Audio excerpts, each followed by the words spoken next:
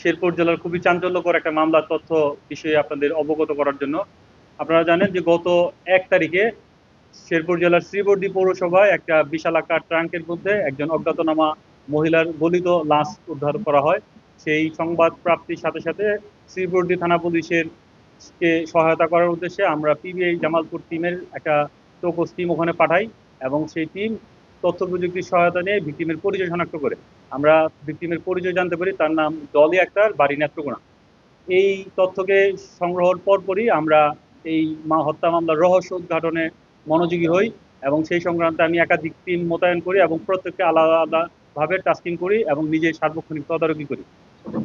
এরই প্রেক্ষিতে আমরা সর্বপ্রথম এই বিশাল আকার লাশ বহনকারী যে ট্রাঙ্ক, এই ট্রাঙ্ক যে রেখে যাওয়া যে পিক সেই পিক শনাক্ত করি এবং তার শনাক্ত করে তথ্য প্রযুক্তি সহায়তায় এই ট্রাক ড্রাইভার আশরাফ আলীকে তার নিজ বাড়ি শ্রীপুর শেরপুর জেলার এটা হচ্ছে শ্রীবর্দী থানার ভেলোয়া ইউনিয়নে তার বাড়ি থেকে তাকে আমাদের হেফাজতে নেই। একই সাথে এই হত্যাকাণ্ডে যে রেখে যাওয়া ট্রাঙ্ক, সেই ট্রাঙ্কের যে ব্যবহৃত পিক আমরা জব্দ করি। পরবর্তীতে আশরাফ আলীর দেওয়া তথ্য যাচাই বাছাই করে আমরা দুজন মধ্যবর্তী ব্যক্তি, একজনের নাম হচ্ছে হাসমত, আরেকজনের নাম হচ্ছে হাসমত এবং বাবু, তাদেরকে আমরা আটক করি। আটক করে তাদের থেকে আমরা আসলে মূল যে ব্যক্তি মূল হত্যাকাণ্ডে যে সংঘটিত করেছে সেই ব্যক্তি নিয়ামুল নাহিদ, তাকে আটক করতে সক্ষম হই। এই আটক করার ক্ষেত্রে আমরা অনেকগুলো জায়গায় ঢাকার গাজীপুর এবং ময়মনসিংহ, জামালপুর এবং নারায়ণগঞ্জ এই সমস্ত জায়গায় অভিযান পরিচালনা করি। সর্বশেষ এই নিয়ামুল নাহিদ এবং তার স্ত্রী রিক্তামণিকে আমরা শেরপুর সদর থানার দিন ওই পল্লী বিদ্যুতের সামনে থেকে এক চেকপোস্ট বসিয়ে যাত্রীবাহী বাস থেকে আটক করি। আটক করে তাদের প্রাথমিকভাবে জিজ্ঞাসাবাদ করলে তারা এই হত্যাকাণ্ডের সাথে তাদের জড়িত থাকার কথা স্বীকার করে। পরবর্তীতে তাদেরকে আমরা আজকে বিজ্ঞ আদালতে উপস্থাপন করি। দুজনেই বিজ্ঞ আদালতে দোষ স্বীকার করে স্বীকারোক্তিমূলক জবানবন্দি প্রদান করেছে। একই সাথে এই যে পিক গাড়ির যে ড্রাইভার আশরাফ আলী, তাকে আমরা সাক্ষী হিসেবে বিজ্ঞ আদালতে উপস্থাপন করি। তিনিও এই ঘটনা সংক্রান্তে গুরুত্বপূর্ণ সাক্ষ্য প্রদান করেছেন। ধন্যবাদ সকল। আসলে অবাক হবেন যে এই হত্যাকাণ্ডে ডলি আক্তারের সাথে নিয়ামুন নাহিদ, মূল যে আসামি অভিযুক্ত, তাদের পূর্ব কোনো পরিচয় ছিল না। এই নিয়ামুন নাহিদ ওইখানে এই শ্রীপুর তো এটা আসলে, হ্যাঁ শ্রীপুর, গাজীপুরের শ্রীপুরে ওখানে একটা টেক্সটাইল ফ্যাক্টরিতে চাকরি করতো, ওনার ওয়াইফ ওই টেক্সটাইল ফ্যাক্টরিতে চাকরি করে। আর ডলি আক্তার ওখানে সে একটা গার্মেন্টসে চাকরি করতো। আমরা যেটা জানতে পারছি যে ডলি একটা গার্মেন্টসে চাকরি করলেও আরো নানাবিধ কার্যক্রমের সাথে ছিল। ঘটনাক্রমে এই আপনার এই নিয়ামুন নাহিদের সাথে 30 তারিখ রাতে তার এক জায়গায় সাক্ষাৎ হয়। এই সাক্ষাতের সূত্র ধরেই তাকে সে বাসায় নিয়ে যায়। বাসায় নিয়ে যাওয়ার পর তাদের মধ্যে একটা ঝামেলার সৃষ্টি হয়।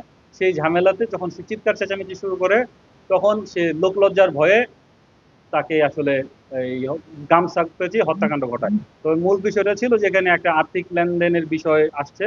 ও এই ভিকটিম রিক্তামণি সে অধিক টাকা দাবি করছিল এই বর্তমান এই মামলার যে মূল আসামি নিয়ামুর নাহিদ, সে 7,000 টাকার মতো তাকে দিতে রাজি ছিল।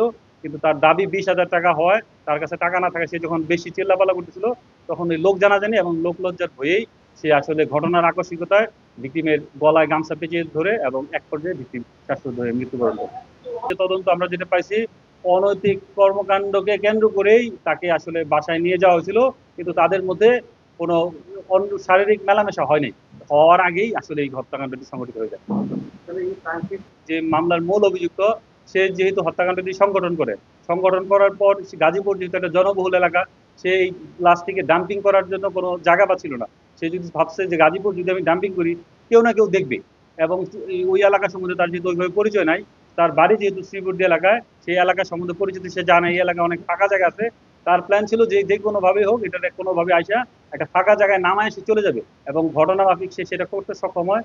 ফাঁকা জায়গায় নামে চলে যেতে সক্ষম হয় তার বর্তমান ঠিকানা শ্রীপুরে। পরবর্তীতে আমরা আসলে তথ্য প্রযুক্তির সহায়তা তাকে আটক করি এবং এই বিস্তারিত ঘটনা উদ্ঘাটন করতে সক্ষম হই। আটক করার পরে তাকে জিজ্ঞাসাবাদ করি, তার জিজ্ঞাসাবাদের ভিত্তিতে মামলার মূল রহস্য উদ্ঘাটিত হয় এবং সে যেহেতু এই অত্র মামলার খুব গুরুত্বপূর্ণ সাক্ষী, এই জন্য তাকে আমরা বিজ্ঞ আদালতে আজকে উপস্থাপন করেছি। সেও বিজ্ঞ আদালতের সাক্ষী হিসেবে অংশগ্রহণ করেছে। কনফিউজ ছিলাম, পিকআপে দুজন ভদ্রমহিলাও ছিলেন। তো এইখানে যে ড্রাইভার যে আশরাফ আলী, সে নিশ্চিত করেছে এবং আমরা তথ্য প্রযুক্তি সহায়তা নিশ্চিত হয়েছি যে তাই সে মূলত দুইটা পরিবারের মালামাল নিয়ে আসছিল। একটা পরিবার তাদের ব্যবহৃত বাসা বদলের যে মালামাল সেটা নিয়ে আসছে, আর এই আজকের যে আসামি নিয়ামুন নাহিদ সে শুধুমাত্র এই ট্রাঙ্ক নিয়ে সেই গাড়িতে উঠেছিল। আচ্ছা, না, শেরপুর সদর, শেরপুর শেরপুর শ্রীবর্দী উপজেলার বটতলাতে ছনকান্দা। আর রিক্তামণির এরা যেহেতু হাজবেন্ড ওয়াইফ, রিক্তামণির বাড়ি হচ্ছে আমাদের জামালপুরের বক্সিগঞ্জের মেরুয়ারচর। মেরুরচর।